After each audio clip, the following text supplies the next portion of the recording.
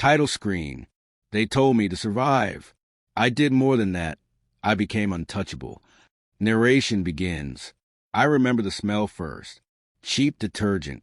Cigarette smoke soaked into the curtains. That sharp sweetness of overused hotel disinfectant. My mouth was dry, head pounding, limbs like wet sandbags. The room spun when I tried to sit up. A motel. Foreign walls. No phone. No wallet. No passport. Just the sound of laughter echoing in my skull. Cruel, familiar. Survived this genius. Then the slam of a door. Screeching tires. Her at the wheel. My wife. Her 2 friends in the car beside her. They thought it was a prank. A test. A twisted game. They stripped me of everything. Identity, dignity, access to the world. Left me in a country they thought I couldn't navigate. But here's the thing. I didn't crawl back. I never returned. We met years ago in a small bookstore.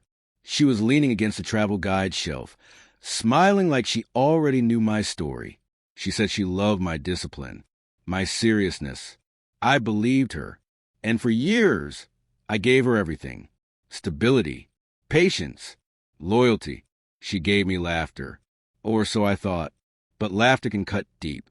Laughter can be cruel, a weapon disguised as joy. The signs were subtle at first.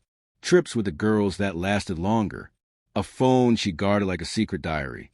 Lies, tiny, polished, smooth. And then the message I wasn't supposed to see. He'll survive. He always does. Let's make it unforgettable. I didn't scream. I didn't rage. I remembered. What they didn't know was that before her, I had traveled the world alone. I spoke the language. I knew how to disappear, how to survive, and most importantly, I had clarity. In that broken motel room, I made a choice. Not revenge, not anger, reinvention. I found work under another name. A job, then a second. Every cent I earned became a brick in the foundation of my return. While they sipped champagne on my stolen money, I sharpened myself in silence. 6 months. That's how long it took to rebuild. When I resurfaced, it was surgical. A quiet knock at a lawyer's office. A folder, thick with evidence. Bank transfers. Voice recordings. Signatures. Fraud, gift-wrapped. The banks loved me. The police? Even better. I wasn't vengeful in their eyes. I was a victim with receipts. Her friends? Co-signers on every theft. Co-conspirators. Accessories. Jail? No, not yet. First, I wanted them to feel the unraveling. I closed accounts they didn't know I still controlled. Froze assets. Foreclosed investments. I pulled thread after thread until their lives began to fray. Then came the call. 121 missed calls. That's how many rang through before I finally answered. We met at a cafe. She saw me first. The cup fell from her hands, shattering on tile. She went pale, like she was seeing a ghost. "You're alive," she whispered. I leaned in.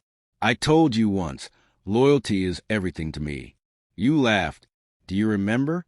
Her friends froze. Prey in headlights. "I survived," I said softly. "But you won't survive what's next."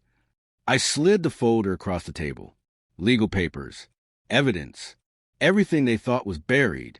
Her hands shook as she flipped through it. This is everything," she stammered. "Yes," I said, "everything you gambled with." The silence that followed? Exquisite. No shouting. No defenses. Just a slow, brutal realization that their world was ending. Piece by piece, exactly as they'd planned for mine. The divorce? Swift. She begged. She wept. But crocodile tears don't work on courts. She lost the house, the accounts, the fake friends who vanished with the scandal. Her partners in crime? Charged. Careers gone. Reputations rotting online. Justice didn't come in flames. It came with precision, the kind that slices quietly, cleanly, and when it was all over, when the signatures dried and judgment was final, I walked away. Lighter. Not happy. Not angry. Just free.